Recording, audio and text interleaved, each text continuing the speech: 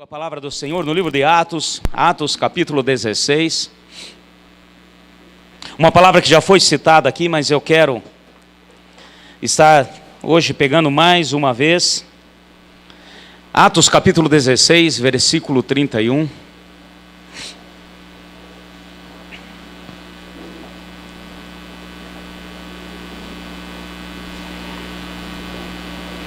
Amém? Acharam aí? Responderam eles: crê no Senhor Jesus Cristo e serás salvo, tu e a tua casa. Amém? Podem sentar. Em cima desse versículo eu quero mais uma vez estar tomando posse daquilo que Deus tem para nossas vidas.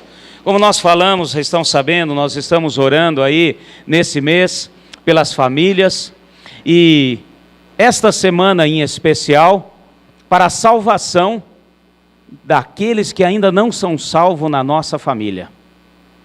E você crê que Deus pode fazer? Nós sabemos também que nós temos uma batalha muito grande pela frente. Porque um dos alvos principais do inimigo é a família.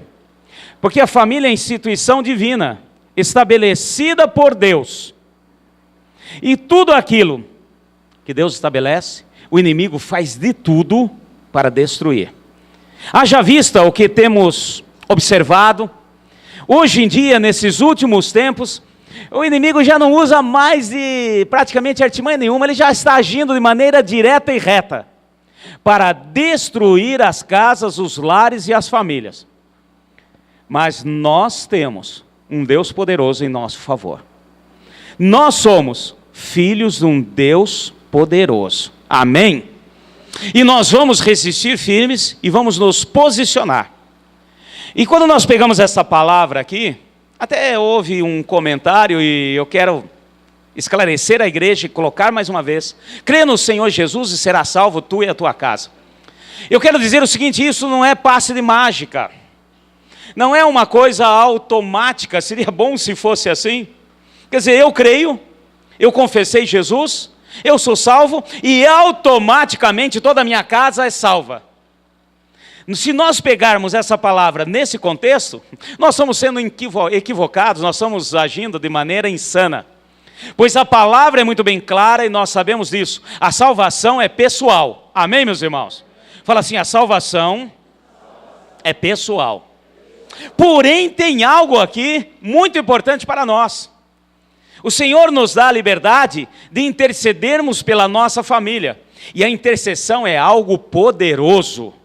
É uma arma que nós temos, que se nós tivermos ideia, meu irmão, olha, só de imaginar o diabo já treme. Pois a intercessão é orar por outros, é interceder e se colocar na posição em lugar de outro. Interceder é entender o que está agindo, porque eu estou enxergando, para fazer com que aquela pessoa possa enxergar também e ser salva como eu fui. Todos nós que estamos aqui, todos nós que já usufruímos da graça de Deus, que é da salvação, crendo no Senhor, confessando com os lábios, somos resposta de oração de alguém. Amém, meus irmãos? Talvez próximos da família, talvez alguém que você conheceu no trabalho ou em algum lugar, ou alguém que simplesmente observou você e o Espírito Santo incomodou para que orasse, porque nós estamos salvos, porque alguém orou, para que Deus pudesse agir, e esse Deus vai agir na nossa casa e na nossa família. Crê no Senhor Jesus e será salvo tu e a tua casa. Essa palavra não é a primeira vez que aparece aqui no livro de Atos. E nós queremos entender que há um princípio de Deus, há um agir do Senhor para toda a nossa casa, sem sombra de dúvida. Não é automático, como eu disse aqui, porém, nós vamos entender algo hoje e nós vamos nos posicionar hoje para tirar toda a resistência que possa haver, para que o êxito da vitória possa ser em tudo, durante toda a nossa vida e principalmente na nossa casa. Volta um pouquinho comigo, aqui no livro de Atos mesmo, capítulo 11. Você vai ver que essa palavra está também aqui enunciada. Nesse capítulo 16 que acabamos de ler e citamos aqui, Foi através de Paulo e Silas, quando eles estavam presos. E eles começaram a louvar ao Senhor e Deus moveu de maneira sobrenatural. E o carcereiro ficou desesperado, achando que eles tinham fugido da prisão. E a palavra de Deus agiu e aquele carcereiro creu no Deus de Paulo e Silas. E algo sobrenatural aconteceu, não somente com ele, mas com a casa. E nós vemos também algo parecido, mas agora com outro personagem. Agora com Pedro. No capítulo 11, acompanhe comigo rapidinho. Capítulo 11, vamos pegar a partir do verso 12. Disse-me o Espírito que fosse com eles, e nada duvidasse. Também estes 6 irmãos foram comigo. Entrando na casa daquele homem, ele nos contou como vira de pé um anjo em sua casa, o qual dissera: envia homens a Jope, e manda chamar a Simão, que tem por sobrenome Pedro, o qual te dirá palavras, fala comigo, palavras, pelas quais será salvo tu e toda a tua casa. Amém, meus irmãos? Então olhe aqui novamente, nós vemos a mesma sentença, agora com um centurião romano. Esse centurião romano ouve falar de Jesus, esse centurião romano ouve falar das maravilhas daquele homem, aquele nazareno, que andava e andou por aqueles lugares, e de repente ele começa a orar e pedir. Um anjo do Senhor aparece na sua casa. Então nós estamos falando agora de um romano, nós estamos falando de uma pessoa que não estava debaixo da aliança de Abraão e de Isaac, de Jacó e de toda a descendência que Deus tinha prometido, mas aquele anjo fala assim, olha, faz o seguinte, eu quero mover, eu quero salvar a tua casa, eu quero fazer algo sobrenatural, porém a salvação vem quando eu confesso Jesus com os meus lábios, mas só confessa aquele que ouve e entende. Amém, meus irmãos? Então aquele anjo fala o seguinte: para que as coisas aconteçam, para que eu possa completar a obra aqui na sua casa, manda homens ali para Jope. Lá tem um homem chamado de Simão, com sobrenome de Pedro, e pede para ele vir até aqui, e ele dirá coisas que trará salvação nessa casa. Então a palavra de Deus é que age. Amém, meus irmãos? E pode ser que você esteja agora questionando, quem está com aquele papelzinho aí que nós distribuímos, aonde nós pedimos para colocar os nomes das pessoas da nossa casa que nós queremos ver salvos. Você está com o papelzinho aí na sua mão? Dá uma lida, dá uma olhada nesses nomes que estão aí. Não precisa me mostrar, não precisa declarar. Está aí com você. Amém? Tem alguns nomes que você escreveu aí. Pode ser que você esteja até imaginando, pastor, eu coloquei uns nomes aqui, tem uns familiares meus aqui, olha, eu sei que é meu parente, mas o negócio aqui é osso duro de roer. Se não fosse meu parente, eu ia até descartar, misericórdia. Mas, como estamos aí na campanha, estamos orando, né, vamos tentar. E pode ser que alguém esteja pensando, mas já oramos por essa pessoa tantas vezes. Mas nós já pedimos outras vezes, e eu não vi acontecer nada, pastor. Eu não vi algo acontecer. Eu já pedi, eu já clamei.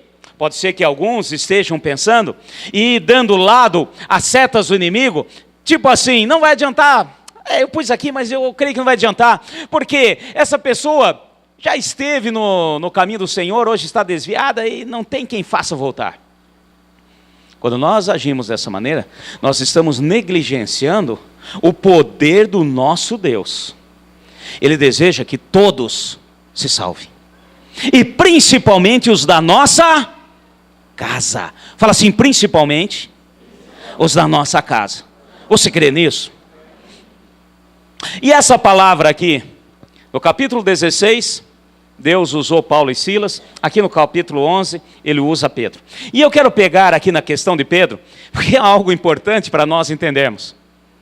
Hoje, nós vamos nos posicionar aqui para tirar e arrancar tudo aquilo que possa impedir da palavra e do agir de Deus na nossa casa, na nossa família, para a conversão desses que você escreveu o nome aí, e outros mais que talvez você não esteja nem imaginando.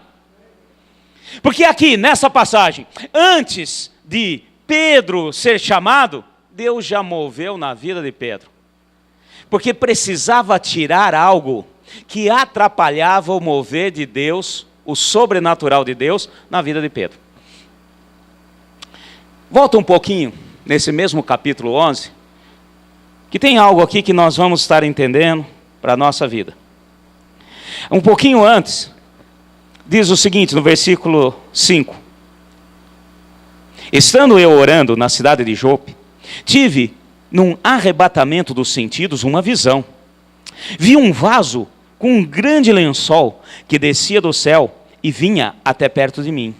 Fitando nele os olhos, vi animais da terra, quadrúpedes, feras, répteis e aves do céu.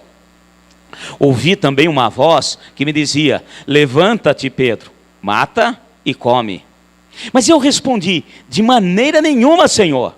Nunca em minha boca entrou coisa alguma comum ou imunda. Mas a voz respondeu-me do céu na segunda vez: não chames tu de comum ao que Deus purificou. Sucedeu isso 3 vezes, e então tudo tornou a recolher-se no céu. Amém? Para que Pedro fosse à casa do centurião, para que Pedro fosse anunciar a palavra, para que a libertação pudesse ocorrer através desse instrumento chamado Pedro, e para que hoje, em nome de Jesus, a libertação na sua casa e na sua família venha ocorrer através da sua vida, há coisas que precisam ser mudadas, transformadas. Há coisas que precisam ser tiradas. Há conceitos e preconceitos que muitas vezes nós carregamos e esquecemos que o nosso Deus é Deus poderoso.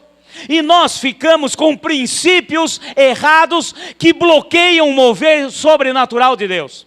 Nós pegamos ao Deus Todo-Poderoso, Criador de tudo e de todas as coisas, e trazemos na nossa condição de homem, e esquecemos que Ele é Deus, e que Ele age de maneira sobrenatural, e que Ele cria circunstâncias para que a palavra dEle prevaleça. E antes de aquela família, daquele centurião, serem salvas, serem abençoadas, libertas, batizadas, e realmente usufruísse da salvação, precisava o instrumento de Deus ser transformado de alguns princípios que ele ainda carregava. Pedro, apesar de ter andado com Jesus durante 3 anos e ter sido abastecido com o Senhor, ele ainda carregava algumas tradições judaicas. Ele ainda tinha algumas concepções judaicas. E o Senhor precisava quebrar tudo aquilo. Por isso que mandou um anjo e falou assim: olha, um anjo não, o próprio Senhor, em visão, trouxe um grande lençol com animais imundos. E falou assim: come, Pedro, mata e come. De jeito nenhum, Senhor. Nunca entrou na minha boca essas coisas imundas. Tudo aquilo que está na palavra de Moisés, tudo aquilo que foi dito para mim, eu jamais farei. Mas o Senhor estava dizendo algo sobrenatural. Ele estava falando: olha, não diga o que é comum e imundo, aquilo que eu santifico, aquilo que eu faço. Mas eu não quero entrar em detalhes agora de alimentação, de princípios judaicos, de antiga lei a nova lei.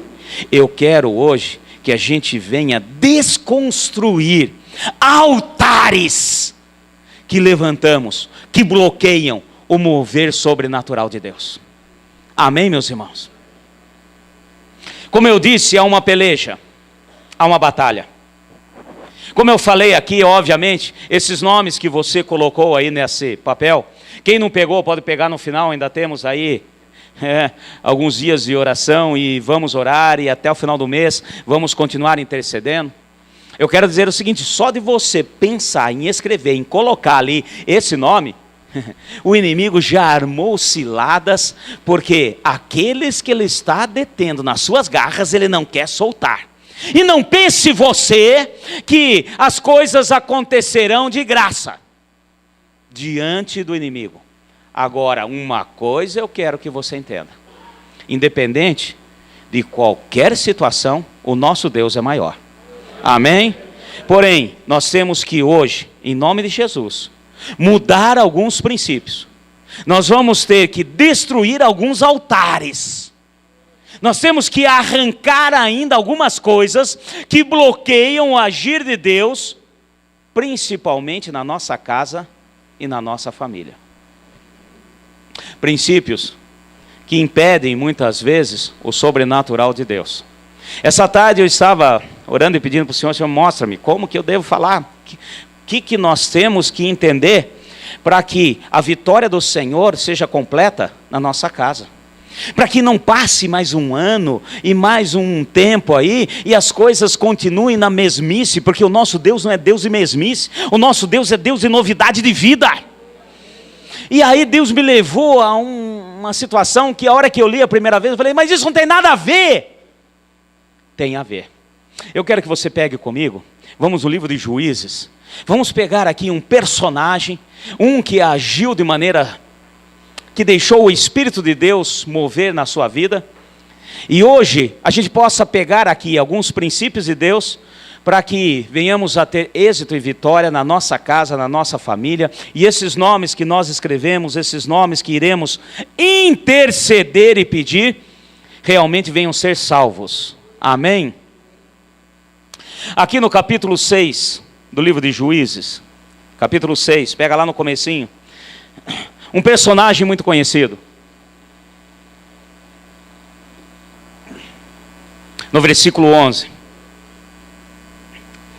Capítulo 6, versículo 11. Acharam aí? O anjo do Senhor veio e assentou-se debaixo do carvalho que está em Ofra, que pertencia a Joás, a Biesrita, onde Gideão, seu filho, estava malhando trigo no lagar para se esconder dos midianitas. Quando o anjo do Senhor apareceu a Gideão, lhe disse: Senhor é contigo, homem valente. Amém, meus irmãos? Eu quero fazer uma pausa aqui. Vocês conhecem essa palavra? Vocês conhecem a história de Gideão? Eu acho que a maioria aqui já leu, ouviu, já ouviu pregações. Eu mesmo já preguei a respeito de Gideão. Deus já mostrou aqui várias coisas. E eu quero dizer o seguinte: Gideão, diante de uma situação em que o inimigo estava atacando, assim como tem atacado os nossos familiares, roubando a bênção da salvação, ele estava ali malhando trigo no lagar. Ele estava ali numa situação totalmente atípica. Lagar é um local fechado. Eu sei que vocês já sabem, conhecem, mas só para a gente entender o que está aqui nessa palavra.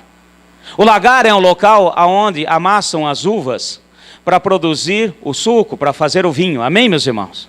É um local fechado, coberto. Malhar trigo era feito na eira. Malhar trigo era feito fora. Porque o trigo você tinha que malhar e usava inclusive a força do vento para levar a palha e você colher ali o fruto do trigo. A hora é malhar, bater. Você bate numa pedra ou bate numa tábua e levanta, você pega uma peneira e levanta. Então malhar trigo num lagar é uma coisa sem nexo. É uma coisa totalmente fora. Você não faz isso em local fechado, você faz isso em local aberto. Mas ele estava ali, malhando, porque ele já tinha sofrido. Se você pegar nessa passagem atrás, os midianitas, eles vinham e roubavam o fruto da colheita. Eles vinham e roubavam a bênção que era de Deus para os filhos de Israel. Então ele estava ali numa situação, e eu quero dizer o seguinte: Gideão, ele tinha algo que Deus quer colocar no nosso coração hoje. Ele tinha discernimento. Amém, meus irmãos? E nós precisamos ter, já de início, nesse começo de caminhada, discernimento com as coisas do Senhor, para não perdermos a batalha que Deus tem para nós. Ele tinha discernimento. Pode ser que a gente olhe a primeira instância, olha aqui e fala assim: ele era um medroso. Ele estava malhando ali porque ele tinha medo dos midianitas. Não. Ele estava malhando o trigo ali, naquele lagar, no local fechado, com toda a dificuldade. Eu imagino que ele tinha que soprar, eu imagino que ele tinha que pôr um ventilador ali para poder levar a palha, e toda uma circunstância difícil pela situação. Porém, ele estava agindo com discernimento, porque ele sabia que se expor ao inimigo era pior. Então ele estava numa situação em que Deus pelo Espírito, tinha mostrado a ele: olha, eu quero trazer sustento e o inimigo não vai roubar. Fala assim comigo: o inimigo não irá roubar a bênção que eu tenho para a minha casa. Amém, meus irmãos? Então tenha discernimento. Não vamos agir de uma maneira precipitada. Não vamos agir malhando trigo em local aberto. Nós sabemos que o inimigo está ansioso para arrancar a bênção de salvação com esses nomes que você tem aí.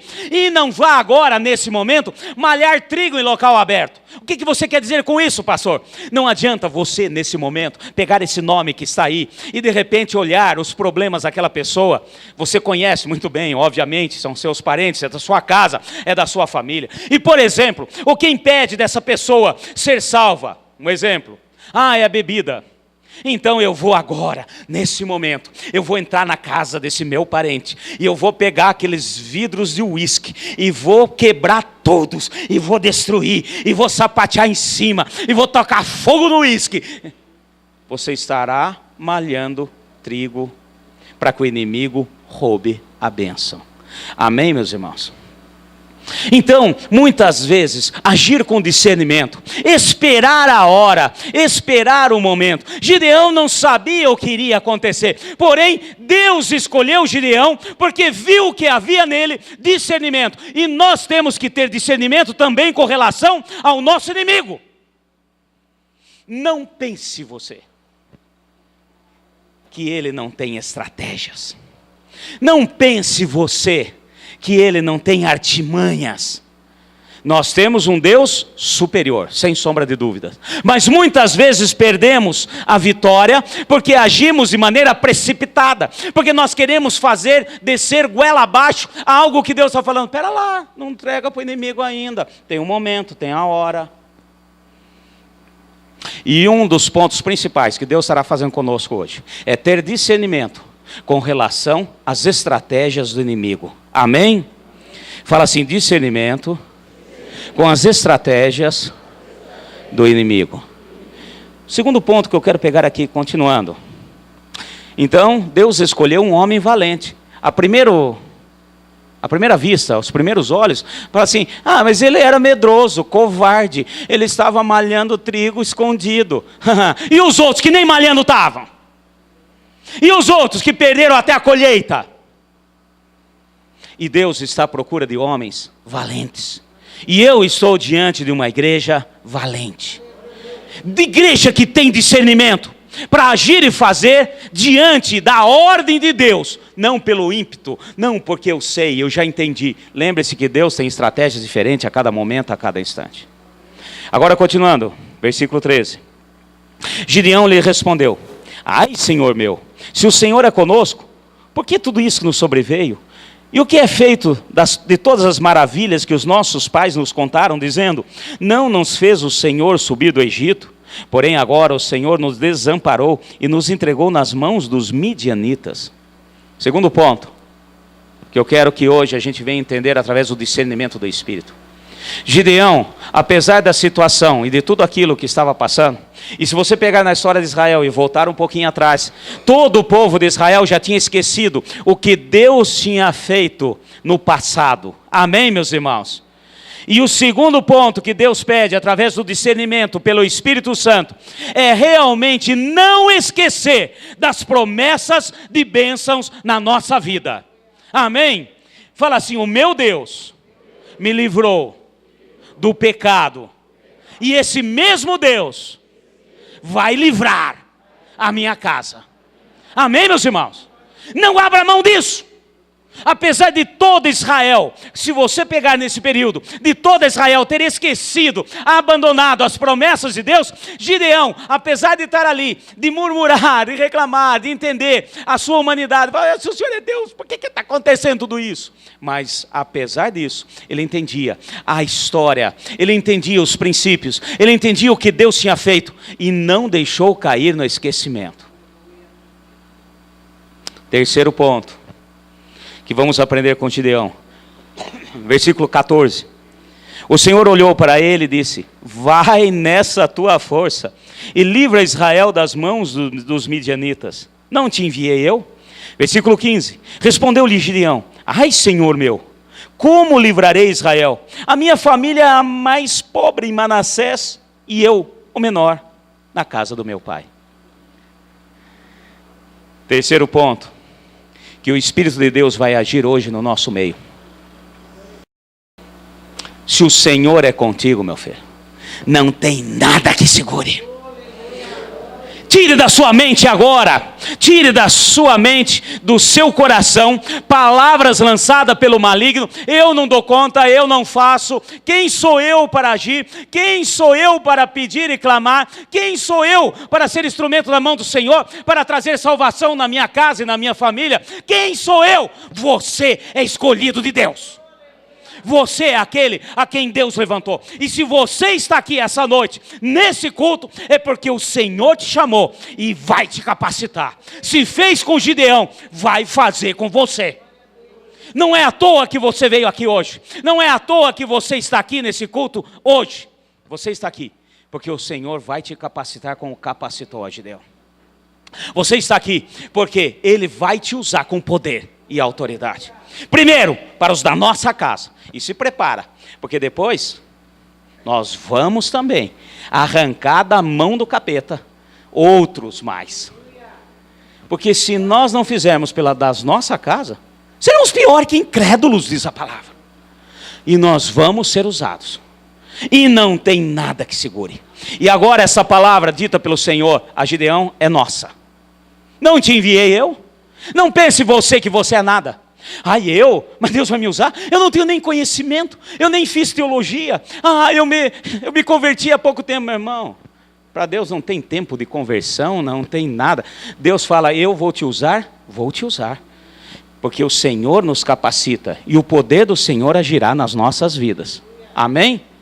Agora o principal de tudo isso, finalizando aqui. Vocês sabem da história de Gideão.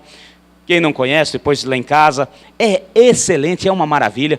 Deus fala com ele e dá estratégia de vitória. Ele pega 32 mil homens para ir contra os midianitas. E de repente, Deus fala com ele assim: olha, eu quero dizer para você, vai ali na beira do rio. E aqueles que abaixarem para beber água, igual um cachorro, arranca fora, porque esses...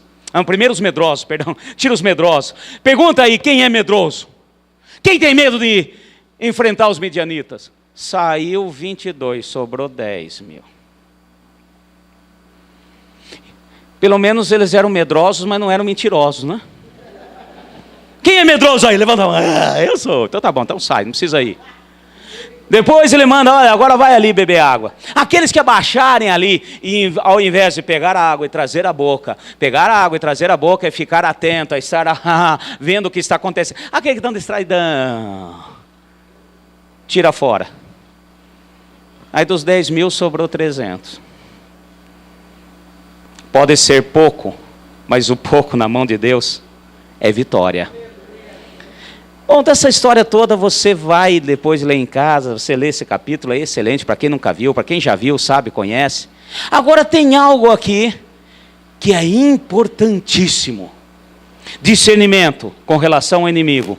Discernimento com relação a quem somos nós, na mão do Senhor. Tudo isso o Senhor estará fazendo na nossa vida. Amém? Deus faz a parte dele, mas eu tenho que fazer a minha. E esse ponto hoje, nós vamos nos posicionar, porque Deus só podia usar Gideão se ele destruísse os altares familiares que havia na sua casa. E esse ponto é o ponto que nós vamos hoje tratar, para que a vitória venha a ser completa. Eu não sei qual é o altar que tem na sua casa, na sua família. Eu não sei o que é que dá legalidade para o inimigo agir. Eu não sei o que carrega e vem, às vezes, algo meio disfarçado, mas que vem agindo e dando legalidade a outros deuses e não ao Senhor poderoso. Eu não sei que tipo de altar há na sua casa e na sua família, mas hoje nós vamos derrubar, para que o poder de Deus possa agir. E Deus só agiu com Gideão depois que tudo isso aconteceu, vai um pouquinho para frente aqui, que agora é o ponto principal para cada um de nós nessa noite. Nesse mesmo capítulo 6, versículo 23. Porém o Senhor lhe disse: paz seja contigo, não temas, não morrerás. Amém? Aqui aparece pela primeira vez dos nomes do nosso Deus. Jeová Shalom. Fala assim, Jeová Shalom. O nosso Deus é Deus de paz. E eu quero que hoje você comece a entender, porque hoje nós vamos derrubar os altares, os poste-ídolos e aquilo que bloqueia o mover de Deus na nossa casa e na nossa família. E antes de tudo, eu quero que você entenda que Deus é paz. Amém? Fala assim, o meu Deus é Deus de paz. Eu já estou falando aqui, porque a hora que nós posicionarmos, nós vamos repreender todo medo. Ai, mas vai trazer problemas. Ai, pastor, mas as coisas, a hora que caminhar desse jeito, vai dar um rebu na minha casa e na minha família. O nosso Deus é Deus de paz. Continuando, versículo 24. Então Gideão edificou ali um altar ao Senhor. Ele chamou, o Senhor é paz, que é Jeová Shalom. Até o dia de hoje está o altar em Ofra dos Abieritas. Naquela mesma noite o Senhor lhe disse: toma um boi do teu pai, a saber, o segundo boi de 7 anos, e derruba o altar de Baal, que é de teu pai, e corta o poste ídolo que está ao pé dele. Edifica um altar ao Senhor teu Deus, um altar no cume desse lugar forte, na forma devida, e toma o segundo boi e oferece em holocausto, e a lenha que cortaste no bosque. Então Gideão tomou 10 homens dentre os servos e fez como o Senhor lhe dissera. Mas, temendo ele a casa de seu pai, fez com aqueles homens da cidade e não fez dia, mas à noite. Amém? Meus irmãos, Deus não podia usar Gideão, mesmo ele tendo o coração no Senhor, porque havia na sua casa ainda poste-ídolos, havia ainda na sua casa coisas que não eram de adoração ao Senhor, havia na casa de Gideão adoração a Baal, havia na casa de Gideão outras adorações. Como ele poderia trazer toda a sua casa para lutar contra os inimigos, se havia no meio da sua casa ainda algo que precisava ser derrubado? E hoje, em nome de Jesus, nós vamos derrubar os altares de Baal na nossa casa e na nossa família. Já foi pago um alto preço. Amém, meus irmãos? Eu não estou aqui fazendo menção, é maldição familiar. Pastor, você crê em maldição familiar? Não, eu creio que todas as maldições já foram pregadas naquela cruz há mais de 2000 anos. Amém? Porém, eu quero que você entenda que o inimigo é sujo. Ele usa de estratégias. Ele usa de artimanhas. Mesmo as maldições que foram pregadas naquela cruz há mais de 2000 anos, se nós deixarmos, ele vai tentar trazer de volta, e é o que ele tem feito. E hoje, revestido da autoridade pelo sangue de Jesus, nós vamos declarar que os ídolos, aquilo que atrapalhava, aquilo que na nossa família é culto a deuses estranhos, de maneira mais diversas possíveis, serão arrancadas e derrubadas. Porque se eu não tirar isso, eu não vou conseguir ter êxito. E eu quero hoje, em nome de Jesus, por favor, gente, quero que você entenda, vou falar novamente, você não vai na casa de um familiar seu e não vai destruir imagens, você não vai pegar o barzinho dele e virar para o avesso, quebrar, você não vai pegar com aqueles que estão aí enfronhados na maconha, na cocaína, e pegar tudo aquilo e tocar fogo, você não vai pegar em princípios errados que na sua casa e na sua família está enfronhado, que são princípios contra a casa, contra a família, e de repente você vai chegar lá e falar algo que vai trazer problemas. Mas hoje vamos entender que o nosso Deus é Deus de paz, e nós vamos nos posicionar, e Deus vai agir para que os altares venham ser quebrados e haja um único altar, um altar ao Senhor nosso Deus. Que altares são esses, pastor? Se houver altares de homossexualismo, nós vamos agora quebrar, destruir. Se houver altares de vícios, nós vamos quebrar, nós vamos destruir. Se houver altares de pornografia, nós vamos destruir. Se houver altares de prostituições, nós vamos destruir. Se houver altares de discórdias e contendas, nós vamos destruir. Se houver altares de brigas familiares e falta de perdão, nós vamos destruir. Se houver qualquer tipo de altar que diz respeito a Baal, a falsos deuses, a algo que vem roubando a bênção, nós vamos destruir hoje, em nome de Jesus. E não precisa ter medo, não precisa ter receio, não precisa temer, porque o nosso Deus é Deus de paz. Aí sim, vamos usufruir da bênção do Senhor. Se houver altares em que o conhecimento humano está acima do conhecimento de Deus, nós vamos destruir. Hoje, nós vamos derrubar os altares. Pois o Espírito de Deus já nos tem dado discernimento com relação ao que o inimigo está tentando contra as nossas vidas. Amém? O Espírito de Deus nos dará discernimento de estratégia de vitória. Amém? E eu quero que você entenda, em cada casa, em cada lar, em cada família, cada nome que você escreveu aí, Deus te dará uma estratégia diferente. Se for para pegar cântaros e colocar a tocha dentro e quebrar, vai ser. Se for mandar dar 7 voltas e dar um glória a Deus, vai ser. Se for para pegar uma queixada de jegue e ir atrás do inimigo, vai ser. Se for para ficar quieto e simplesmente adorar ao Senhor, será assim. Porém, o nosso Deus é Deus de estratégias.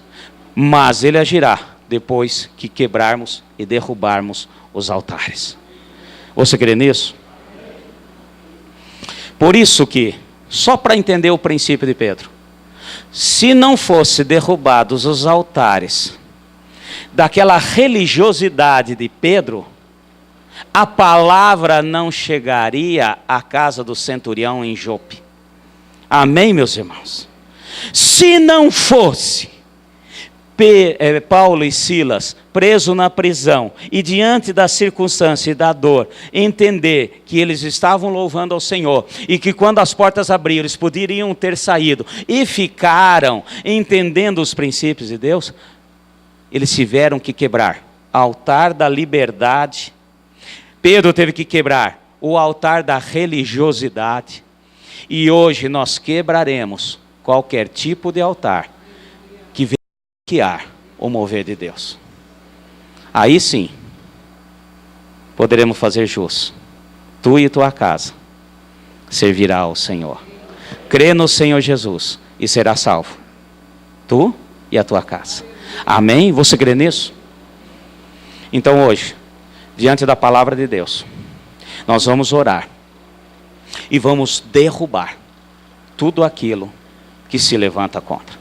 Eu tenho certeza, em nome de Jesus, que o Espírito Santo do Senhor já está trazendo a luz e a mente e ao coração de cada um que está aqui. Qual é o altar que tem que ser derrubado? Amém, meus irmãos? Ah, pastor, mas Jesus já pagou o preço. Aquele povo já tinha sido liberto da escravidão do Egito. E levantaram de novo altares a deuses estranhos. Então, em nome de Jesus, nós iremos orar.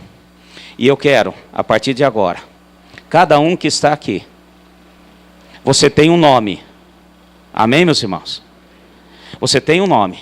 Eu quero que você entenda o princípio do seguinte: o seu nome não é aquilo que nós chamamos como nome. O nosso nome, na verdade, é o que nós carregamos, que é o nome da nossa casa, da nossa família. Amém? A hora que fala Maurício, isso aqui é pré-nome. O meu nome é Martins. Amém? O seu nome, eu quero que você tome posse agora. E agora, em nome de Jesus, nós vamos derrubar os altares que ainda estão em pé na sua casa, na sua família. E não vamos expor ninguém aqui, pode ficar tranquilo, porque o nosso Deus Ele não é Deus que expõe a vergonha e a nudez de ninguém. Mas é um Deus que espera de nós a nossa posição. Então, em nome de Jesus, aqueles que querem realmente continuar a ter êxito e vitória, eu quero agora, nesse momento, um representante, de preferência, aquele mais velho da casa, da família, que está presente nesse culto, da sua família, fica em pé, porque nós vamos quebrar toda a maldição e todos os altares. Você que está aqui, que representa a sua casa, tá certo? Amém. Em nome de Jesus. Você está aqui hoje para derrubar os altares que ainda existem, que ainda há na sua casa. E por favor, nesse momento, tira da sua cabeça, tira agora tudo aquilo que, isso já foi derrubado, isso ainda existe. Não comece a julgar e pré-julgar. Mas aquilo que o Espírito tem agora colocado, porque o mesmo Espírito que esteve com Gideão, o mesmo Espírito que fez com que ele malhasse trigo no lagar, é o mesmo Espírito que está sobre a sua vida e dando discernimento agora, sobre as artimanhas do diabo. Amém, igreja? Então você que está em pé agora, nesse momento, nós vamos orar, em nome de Jesus, será quebrado, será destruído.